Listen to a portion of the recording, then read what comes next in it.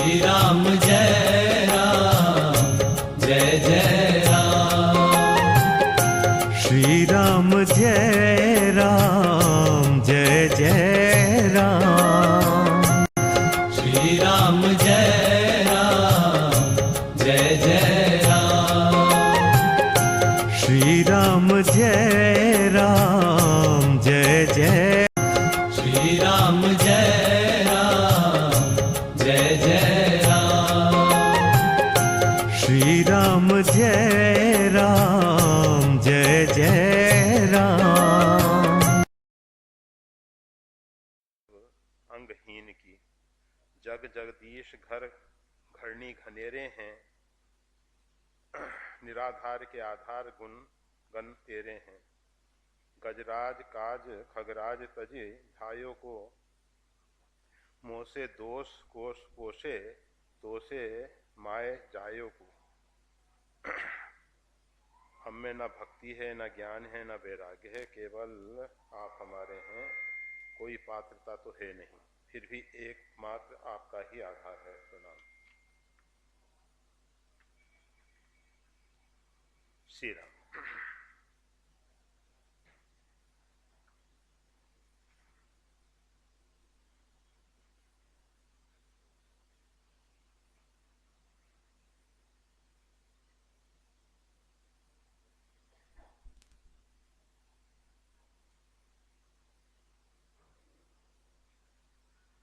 श्रीमद् गोस्वामी तुलसीदास जी महाराज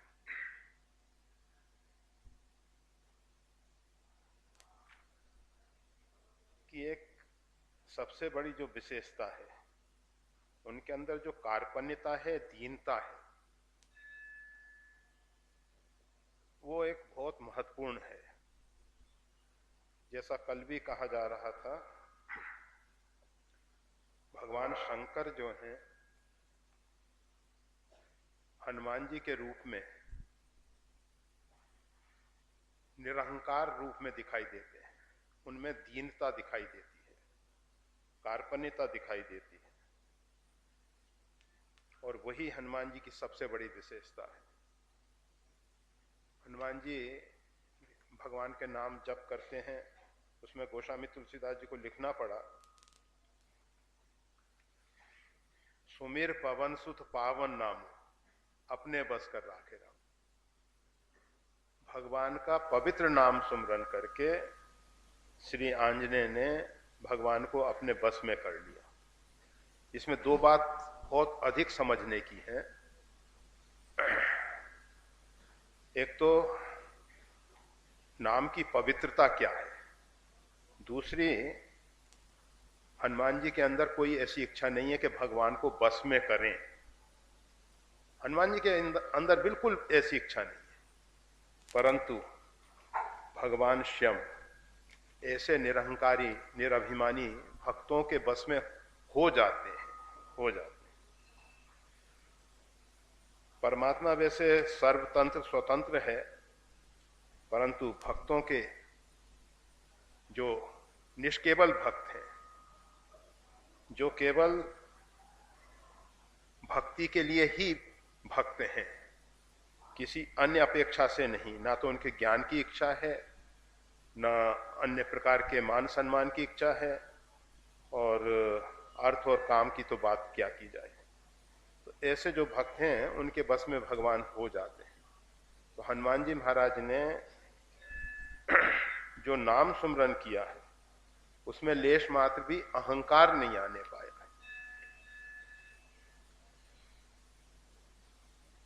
तापर में रघुवीर दुहाई, जान्यो नेकछ भजन उपाई। स्पष्ट कह देते हैं कि मैं भगवान श्री राम की दुहाई दे के कहता हूं, अर्थात शपथ ग्रहण करके कहता हूं, मैं भजन साधन कुछ जानता ही नहीं। इतनी दीनता आ जाए तब जो नाम सुमरन होता है, तब जो साधना होती है, तो वो वास्तविक में साधना होती है। अन्यथा तो साधना का एक दंभ कहा जा सकता है। साधना का, हम सब जो है साधना का दंभ करते हैं, हम दूसरों को दिखाने के लिए साधना करते हैं, अगर हमारे अंदर कुछ शालीनता दिखाई देती है, शील गुण दिखाई देता है, तो वो भी केवल दिखावा होता है। और ये तो आप सब अच्छे ढंग से जानते हैं, मोहि कपट छल छिद्र न भावा। परमात्मा को ये बाह्य दिखावे अच्छे नहीं लगते। भगवान तो हमारे हृदय की देखते हैं। ऊपर से कौन क्या कर रहा है, ऊपर से देखा जाता है कि भीष्म जो हैं भगवान के विरोध में खड़े हुए, सामने खड़े हुए युद्ध क्षेत्र में बाणों से प्रहार कर रहे हैं, परंतु उनका अंतःकरण बड़ा पवित्र है, परमात्मा के लिए समर्पित है, परमात्मा की महिमा को वो जानते हैं। और एक भाव उनके अंदर ये भी आता था कि अगर भगवान के पक्ष में खड़े होंगे तो भगवान का निरंतर दर्शन लाभ नहीं मिलेगा, और अगर विपक्ष में खड़े होंगे तो सामने भगवान का दर्शन करते हुए।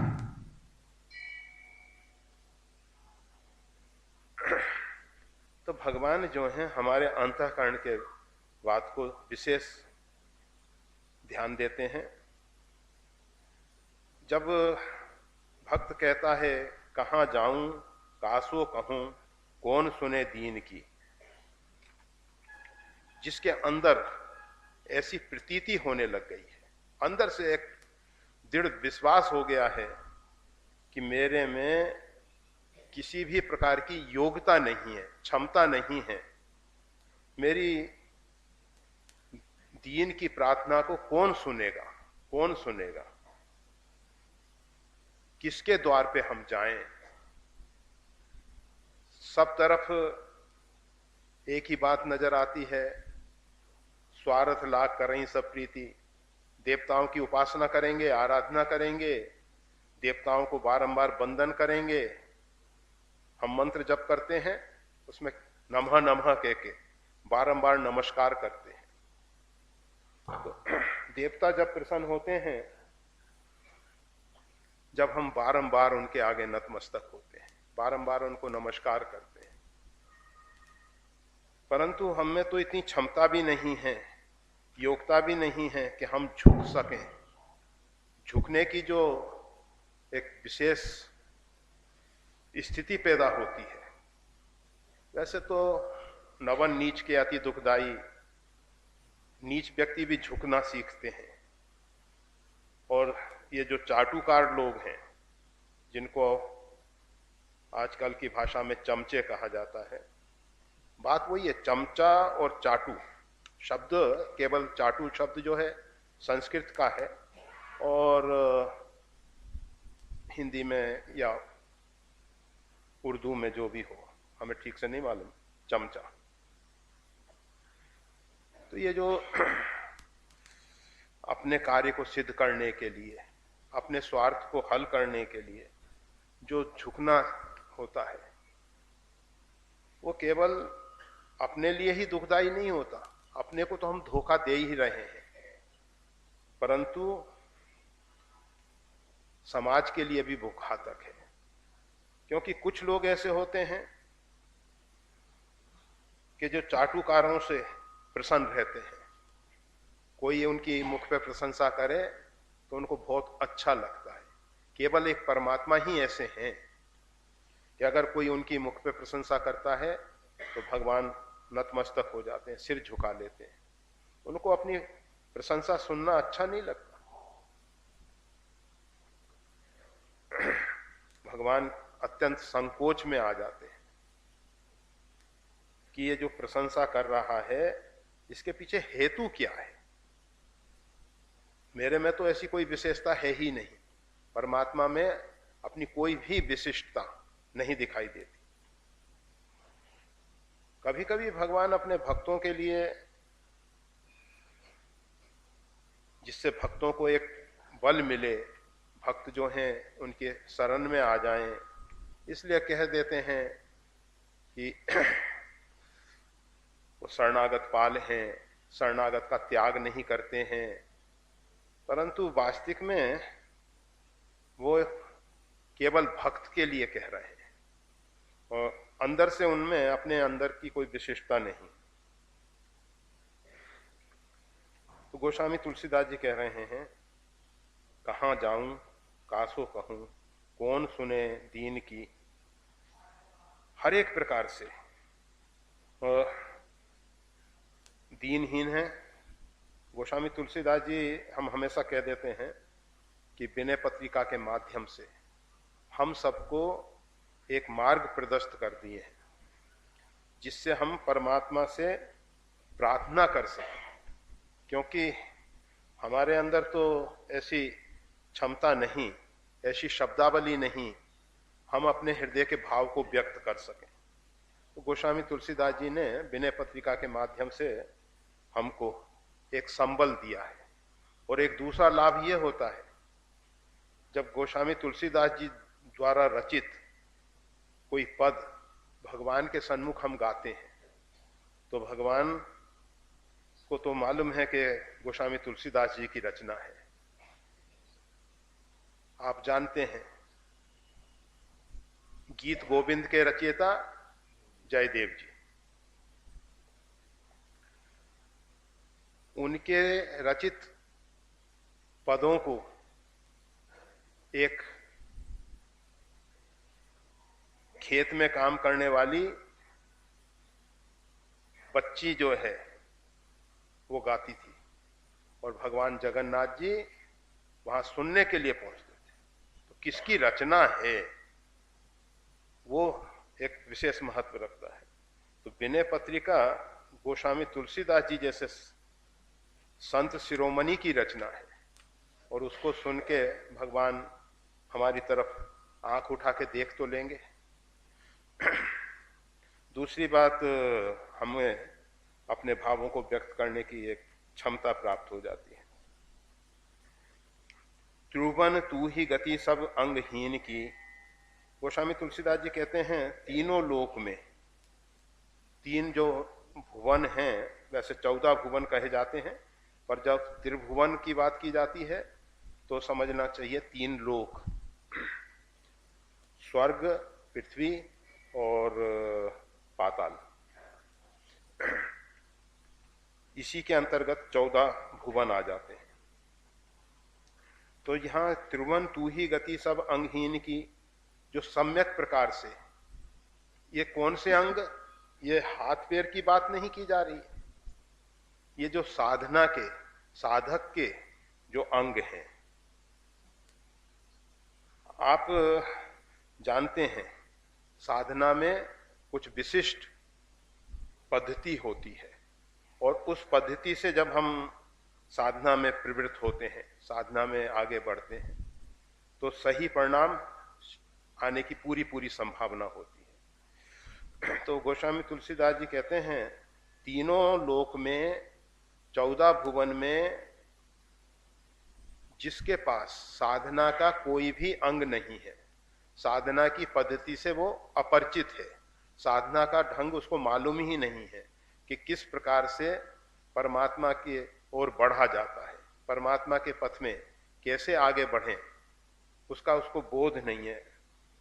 उसके लिए केवल एकमात्र गति है परमात्मा श्री राम। क्यों ऐसा है? तो कहते हैं जग जगदीश घर घरणी घनेरे हैं। इस जगत में, घर घर में ऐसे अनेक जगत के स्वामी बने हुए हैं, पौंड्रक जैसे, नकली वासुदेव, अपने आप को वासुदेव, पौंड्रक। तो ऐसे तो इस जगत में घनेरे हैं, बहुत से हैं। अपने वो कहा जाता है ना,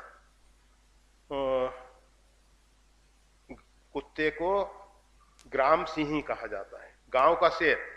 और वैसे कहा जाता है कि अपने घर में कुत्ता भी शेर होता है। तो इसी प्रकार से अपने घर घर के जगदीश तो बहुत हैं, बहुत हैं, मतलब अपने अहंकार से भर के जो जगत के स्वामी बन गए हैं, जो अपनी कल्पना के द्वारा, अपने अहंकार के द्वारा जगत के स्वामी बन गए, ऐसे तो बहुत हैं। परंतु निराधार के आधार गुणगण तेरे हैं, जिसका कोई आधार नहीं है, जो अंतरिक्ष में लटका हुआ है, त्रिशंकु जैसी स्थिति बनी हुई है, जिसका कोई आधार ही नहीं है। किसी के लिए एक भूमि होती है जिसमें वो खड़ा हो सकता है, परंतु कुछ ऐसे निराधार लोग हैं, गोस्वामी तुलसीदास जी तो स्वयं अपने आप को निराधार मान रहे हैं कि हम में इतनी क्षमता नहीं कि पृथ्वी हमको धारण कर सके। पृथ्वी के लिए ते भूवि भार भूता, हम पृथ्वी के बहुत भार हैं, निराधार हैं अर्थात पृथ्वी के भार हैं। दूसरी बात, पृथ्वी हमको धारण नहीं करना चाहती है। ऐसे जो व्यक्ति हैं उनके आधार परमात्मा है, और जिसको परमात्मा का आश्रय प्राप्त हो गया, परमात्मा जिसके आधार बन गए, सर्वाधार, सारे अस्तित्व के आधार परमात्मा है, सर्वाधार। और वो परमात्मा ऐसे दीनहीन जो किसी भी प्रकार की योग्यता क्षमता नहीं रखते हैं उनको स्वीकार कर लेते हैं, उनको आधार प्रदान कर देते हैं, अर्थात खड़े होने की क्षमता प्रदान कर देते हैं। ऐसे गुणगण तेरे हैं, ऐसे गुण समूह आपके हैं प्रभु। ये तेरे हैं शब्द जो है ना, वो ज्यादा नजदीक लाता है, परंतु बनावटीपन ना हो। परमात्मा को तू, तेरे, ऐसे शब्दों का प्रयोग अच्छा लगता है, परंतु वही बात है, बनावटीपन होगा तो परमात्मा को सब अंतर्यामी, सब जानते हैं कि केवल शब्दों का ही प्रयोग कर रहा है, अंदर ऐसी कोई भावना नहीं। जिसके प्रति बहुत अधिक आत्मीयता होती है, जो बिल्कुल अपना लगता है, उसके लिए ये शब्द प्रयोग होते हैं। गुणगण तेरे हैं, ये सब गुणगण आपके हैं। आप शब्द जो है सम्मान सूचक है, परंतु अपनों के प्रति जब ऐसा शब्द एक माता, एक पिता अपने बच्चे के लिए जब प्रयोग करते हैं तो वो आप शब्द नहीं करते हैं। और अगर आप शब्द प्रयोग करते हैं तो समझ लेना चाहिए कि कुछ आज नाराजी होगी, जब ही ऐसा शब्द प्रयोग कर रहे हैं। बच्चों को सम्मान दें, अच्छा ये सब करतूत आपकी है, तो समझ में आ जाएगा कि हाँ आज कुछ ना कुछ गड़बड़ है, तभी आपकी है। और वैसे साधारण भाषा में तेरे से अनेकों बार कहा, तुमने सुना नहीं आज तक? तेरे से अनेकों बार कहा। श्री राम, निराधार के आधार गुणगण तेरे हैं, गजराज काज खगराज तजधायो को। फिर गोस्वामी तुलसीदास जी भगवान को स्मरण दिला रहे हैं, क्योंकि भगवान जो हैं किए हुए उपकार को भूल जाते हैं। वैसे तो नीति भी यही कहती है, कृतम न मन्ये, गतम न शोचम, कृतम न मन्ये। जो किसी के प्रति उपकार कर दिया जाए, नेकी कर कुएं में डाल। कोई भी अच्छा कार्य करो, उसको अपना नहीं मानो, तो भगवान तो भूल जाते हैं। अब भक्त भगवान को याद दिलाता है कि देखो, गजराज काज खगराज तजी, आप गरुड़ का त्याग करके गजराज के लिए दौड़े थे। अर्थात जब जब भक्तों पे आपदा आई है, जब जब भक्तों के ऊपर संकट आया है, तब तब आप अपने वाहन को भी छोड़ के, जबकि वाहन तो हमेशा सामने खड़ा रहता है, तत्पर है सेवा के लिए, पर भगवान उस समय सोचते हैं कि अगर सोचते क्या, उनको सोचने की फुर्सत ही नहीं मिलती है। वो तत्काल दौड़ पड़ते हैं। ख्याल भी नहीं रहता कि मेरे को वाहन पे आरूढ़ होके जाना चाहिए। और परमात्मा की गति तो आप जानते हैं, हम सबकी मन की गति जो है परमात्मा की गति के सामने बहुत बहुत तुच्छ हो जाती है। सब देवता अगर स्पर्धा में भाग लें, दौड़ में भाग लें, तो परमात्मा सबसे आगे पहुंचे हुए दिखाई देंगे। क्यों? क्योंकि वो सब जगह परिपूर्ण है। उनको दूसरों को तो जाने में समय लगता है, वो कालातीत परमात्मा को जाने में समय नहीं लगता है। तो ऐसा भी नहीं कोई सोच ले कि खगराज को छोड़ के भगवान गए तो विलंब हुआ होगा, ऐसा भी नहीं। परंतु भगवान भूल जाते हैं कि मेरे लिए वाहन की व्यवस्था है। भक्तों के ऊपर संकट आता है तो उसके लिए दौड़ पड़ते हैं। ये जो गजराज के विषय में एक बात और महत्वपूर्ण है, सुनेरी मैंने निर्बल के बल, निर्बल के लिए केवल राम है, निर्बल के बल राम, केवल राम है। दूसरे का बल कुछ भी हो सकता है, परंतु निर्बल के लिए तो केवल राम है। निर्बल के बल भी राम है और केवल राम है, दूसरा उसको कोई बल है ही नहीं। परंतु जब तक गजराज में अपने शक्ति और सामर्थ्य थी, तब तक भगवान श्री कृष्ण या भगवान नारायण विष्णु वहां नहीं पहुंचे। और जब लड़ते लड़ते गजराज थक गए और पूरी शक्ति सामर्थ्य उनकी समाप्त हो गई, कहा जाता है कि सूंड का थोड़ा सा भाग, तिल भर भाग, मतलब बहुत छोटा सा भाग जल से बाहर रह गया था। वैसे श्रीमद् भागवत में तो आता है कि उन्होंने कमल तोड़ के भगवान को समर्पित किया और भगवान को पुकारा है। पर भक्तों ने अनेक प्रकार से भजन बनाए हैं, प्रार्थनाएं हैं, उन सब में कहा जाता है तिल भर सूंड रही, एक मतलब बहुत। तो ऐसी स्थिति में जो एक प्रार्थना निकलती है या पुकार निकलती है, वो हृदय से पुकार होती है। जब हमको किसी प्रकार का कोई संबल नहीं रहता और लगता है कि बस अब तो प्राण चला गया, ऐसी स्थिति में जो अंदर की आवाज आती है वो भगवान के पास तत्काल पहुंच जाती है। तो हम सब गजराज की बात कर देते हैं कि गजराज के लिए तो भगवान आप ऐसे दौड़ के आ गए थे, और हमारे ये गोस्वामी तुलसीदास जी के लिए नहीं कह रहे, हम अपने लिए कह रहे हैं।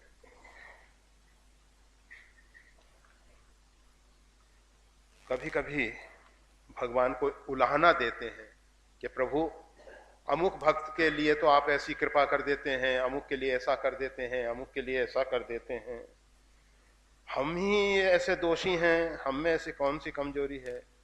परंतु अगर हम अपने अंदर झांक के देखें तो हमारे अंदर कमियों का भंडार भरा हुआ है, कमियों का भंडार भरा हुआ। और कहने के लिए शब्दों में हम कभी कभी कह भी देते हैं कि मैं अवगुण का भंडार हूं, परंतु अंतःकरण से इस बात को स्वीकार नहीं कर पाते। और ये सबसे बड़ा दोष है, सबसे बड़ा दोष है कि ऊपर से केवल शब्दों में हम इस प्रकार की बातें करें। तो गजराज की स्थिति में हम अगर पहुंच जाएंगे तो भगवान गजराज के लिए तो दौड़ के पहुंचे थे, हमारे लिए तो वहां तत्काल प्रकट हो जाएंगे। मतलब दोनों में थोड़ा सा अंतर, वहां से आना पड़ा था। मोसे दोष कोश पोषे दोषो माए जायो को।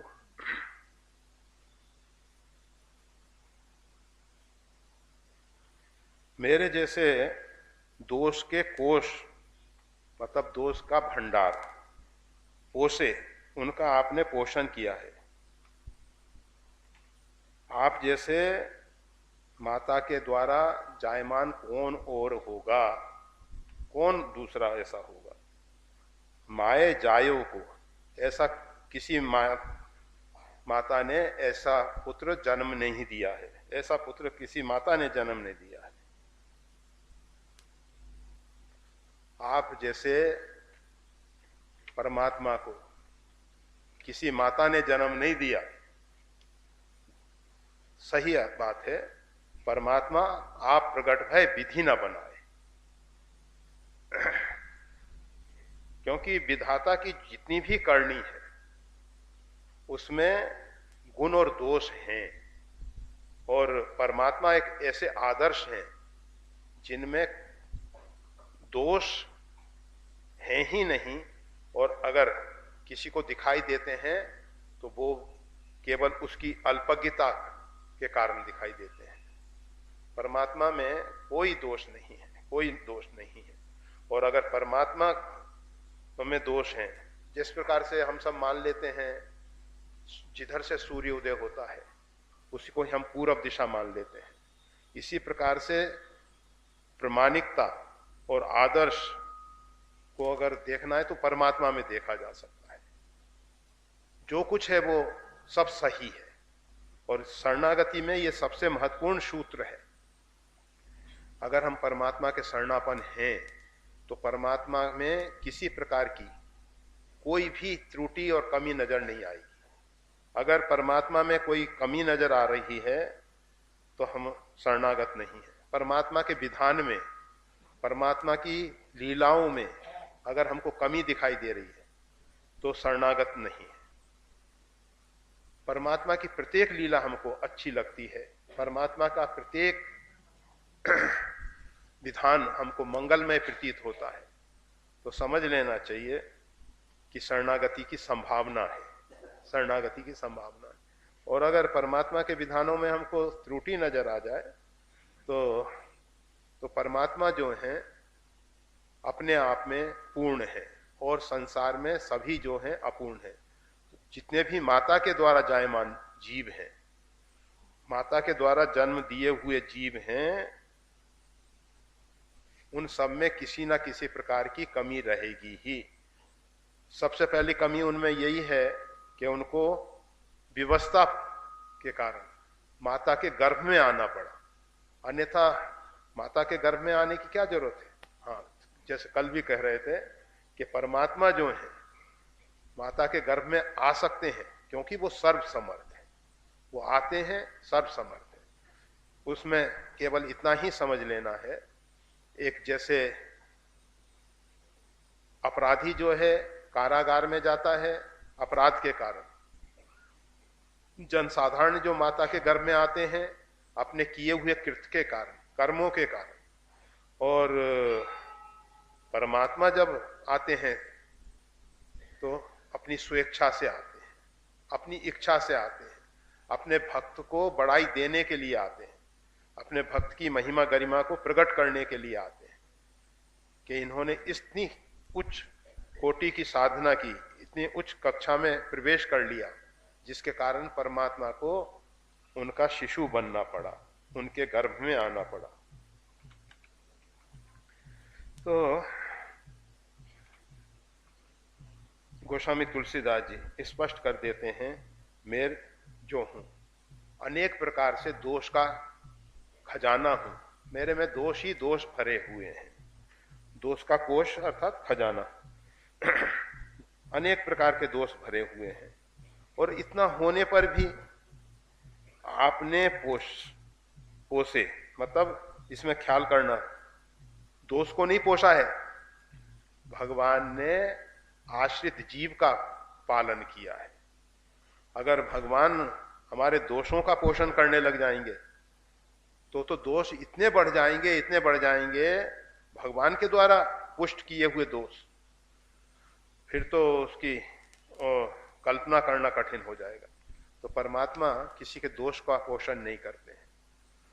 और सबसे मुख्य बात तो यह है कि परमात्मा जिसको स्वीकार कर लेते हैं उसके दोष अपने आप दूर हो जाते हैं।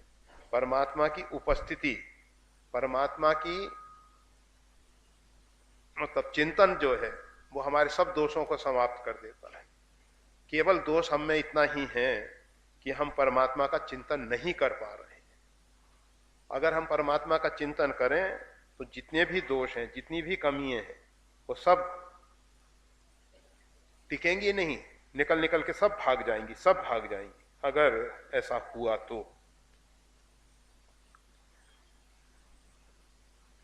तो इस प्रकार से गोस्वामी तुलसीदास जी के पद के कुछ मतलब पूरा नहीं लिया गया है, कुछ अंश को ही सामने रखा गया है। अच्छा है। अब उसके बाद कहते हैं हम में न भक्ति है, न ज्ञान है, न वैराग है। अगर ये बात अंदर से समझ में आ जाए, हम हमेशा कहा करते हैं, भगवान के दरबार में हम जाके कहते हैं पापो हम, पाप कर्मा हम नाना प्रकार से पाप के समूह हैं, पाप करने वाले हैं, पापात्मा हैं, ऐसा ऐसा। परंतु कोई दूसरा व्यक्ति हमसे आके कह दे तुमने आज अपने मन की बात कह दी, जो सारा संसार जानता है, तुम्हारे जैसा कोई पापी है ही नहीं। और अगर विनोद में भी कोई उसको पापी कह दे तो उसके हृदय की स्थिति बिगड़ जाएगी। अपनी छवि को संभालने के लिए वो कुछ भी कर लेगा, तो एक अलग बात है। परंतु तो हम सब के अंदर ये भाव नहीं आ पाता कि हमारे अंदर ना भक्ति है, ना ज्ञान है, ना वैराग है।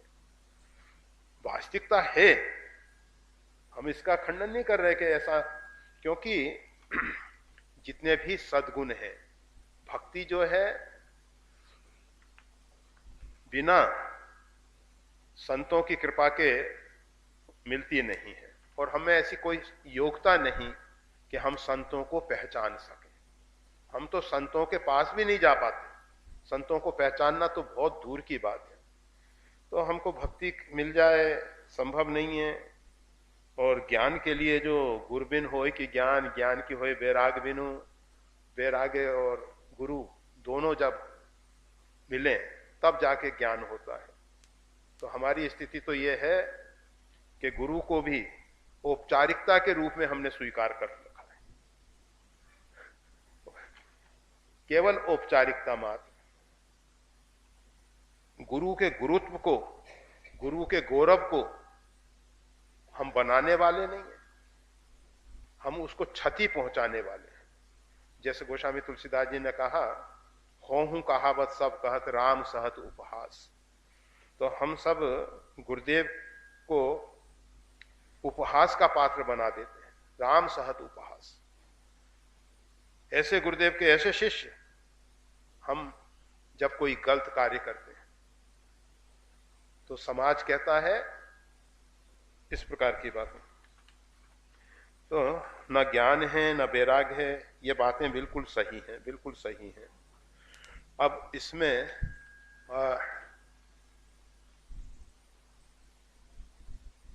अंदर से ये बातें हमारा अंतःकरण स्वीकार करे तो अच्छा होगा। और इसके आगे जो बात है वो जरा संदिग्ध है। उसके आगे कहा जा रहा है केवल आप हमारे हैं, कोई पात्रता तो है नहीं, फिर भी एकमात्र आपका ही आधार है। जरा विचार करें।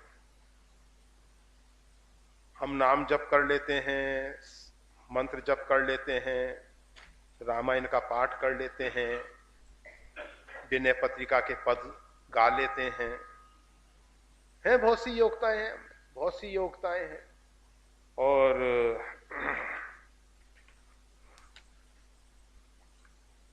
कभी कभी हमको ऐसा लगता है कि साधन भजन नहीं हो रहा है। अगर हम अंदर से टूटे हुए होते कि हम कर ही नहीं सकते हैं, हम हमेशा कहा करते हैं भगवान बुद्ध जिस दिन अंदर से निश्चय कर लिए कि अब मेरे से कोई तपस्या भजन साधन नहीं हो सकता है, मस्ती में सोए, आनंद में सोए, क्योंकि कल तो प्रातः काल जल्दी उठने का प्रश्न ही नहीं। और शरीर की स्थिति इतनी कमजोर हो गई थी शरीर में बल भी नहीं था और अंदर से भी दृढ़ निश्चय हो गया था कि कुछ नहीं किया जा सकता है और ना कुछ करना है। और ऐसी स्थिति में स्नान करने गए, स्नान करके आ रहे थे, कोई कहेगा कि जा रहे थे, कोई कहेगा आ रहे थे, जो भी स्थिति बनी हो, मार्ग में गिर गए, उठने की भी क्षमता नहीं थी। और उस समय एक सुजाता नाम की कन्या, जो कि वन में वनदेव की पूजा करने के लिए दूध ले जा रही थी अथवा पायस ले जा रही थी, किसी देवता की मनौती की थी, वनदेव की, और देखा कि कोई भिक्षु इस प्रकार से पड़ा, तो उसके हृदय में बैठे हुए परमात्मा ने प्रेरणा की कि इस भिक्षु के मुख में ये दूध डाल दिया जाए। उस भिक्षु के मुख में दूध डाला तो दूध अंदर उतर गया। कहा यह मुर्दा नहीं है, ये अभी जीवित है, क्योंकि मृतक के मुख में दूध डालेंगे तो अंदर नहीं जाएगा। और बुद्ध के अंदर कुछ चेतना आई, पूरा दूध जो देवता के लिए ले जाया जा रहा था उनको दे दिया गया। और फिर उसने अपने पिता से जाके निवेदन किया। तो हम केवल इतना बताना चाह रहे थे, जब ऐसी स्थिति बन जाए हम कुछ नहीं कर सकते हैं, हमारा अंतःकरण पूर्ण रूपेण स्वीकार कर ले कि हमें किसी प्रकार की योग्यता नहीं है, हम कुछ नहीं कर सकते हैं, और ऐसी स्थिति में फिर परमात्मा हमको अपना बना देते हैं, अपने स्वीकार कर लेते हैं। और बुद्ध को उसी दिन परमात्मा ने स्वीकार करा। और बुद्ध आगे चल के जब बैठे ध्यान में तो उनको बोध की प्राप्ति हुई, आत्मबोध की प्राप्ति हुई। तो हमारी स्थिति उस प्रकार की बन जाए कि हमें किसी प्रकार की कोई योग्यता नहीं है। इसका मतलब यह नहीं कि हम इनको छोड़ दें, दोनों में बहुत अंतर होगा। एक छूट जाए, पेड़ पे पत्ता पक जाता है तो वृक्ष का त्याग कर देता है, अपने आप त्याग कर देता है। एक कच्चा पत्ता है, अभी परिपक्व नहीं है, उसको हम तोड़ेंगे तो वृक्ष में घाव होगा। वृक्ष में हरे पत्ते जब आप तोड़ते हैं तो वृक्ष में घाव होते हैं, और जब आप तोड़ने की कोशिश नहीं करते, पत्ता परिपक्व हो जाता है, पतझड़ आता है, अपने आप झड़ जाते हैं वो पत्ते, उससे पेड़ को नुकसान नहीं हो। तो इस प्रकार से हमारी ये जो साधना है, जो क्रम है, वो अपने आप छूट जाए। परंतु लेश मात्र भी अगर छोड़ने की इच्छा है या छोड़ने की कोशिश की गई है तो समझ लेना परिणाम नहीं आने वाला है, बिल्कुल नहीं आने वाला है। करते करते करते करते छूट जाए। और बुद्ध ने ये सब इतना कठोर उग्र तप किया, और करते करते करते करते अंत तो गतवा, बता रहे ना, अस्थिमात हुए रहे शरीरा, केवल अस्थिमात्र शरीर रह गया था। दाढ़ी के बाल बढ़ गए थे, केश ऊपर के बढ़ गए थे। ऐसी स्थिति में बोध की प्राप्ति हुई। अब तो क्या होता है कि हम सब देखा देखी जटा बढ़ा लेते हैं, दाढ़ी बढ़ा लेते हैं, परंतु वो पहले हो जाता था, क्योंकि शरीर के प्रति कोई लगाव नहीं है, शरीर के संरक्षण के प्रति कोई लगाव नहीं है, केवल एक इच्छा है कि बस परमात्मा को पाना है। और जब परमात्मा को पाने की इच्छा भी समाप्त हो जाए, क्योंकि जब लगेगा कि नहीं नहीं हम पा ही नहीं सकते, हमें कोई शक्ति सामर्थ्य है ही नहीं, तो उस तरफ का जो प्रयास है वो भी छूट जाएगा। और जिस दिन जिस क्षण वो स्थिति पैदा होगी, उस दिन परमात्मा स्वयं सामने खड़े होंगे, स्वयं सामने खड़े, अर्थात हमारी दृष्टि खुल जाएगी। परमात्मा तो अभी भी हमारे सामने खड़े हैं, परंतु हम नहीं देख पा रहे हैं, क्योंकि वो नेत्र हमारे अभी बंद हैं। वो शिव नेत्र जो है बंद है, वो शिव नेत्र उस समय खुल जाएगा। तो बस इस विषय में परमात्मा कृपा करें। कि अंदर से हमको इस प्रकार का बोध हो, और उसके बाद हम ये भी नहीं कह पाएंगे कि हम आपके हैं। वो भी कह रहे हैं तो मतलब अभी हमारा हम इतना तो जिंदा है जो कह रहा है कि हम आपके हैं। हम हैं तब आपके हैं ना।